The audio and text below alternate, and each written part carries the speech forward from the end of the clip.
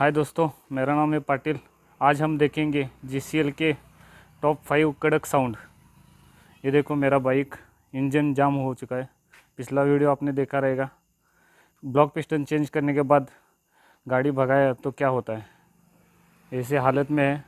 मेरे दोस्तों के साइलेंसर हैं, उनके आपको आवाज़ सुनाऊंगा। टॉप 5 कड़क साउंड सुनाऊंगा। चलो शुरू करते हैं स्टार्टिंग 1 से।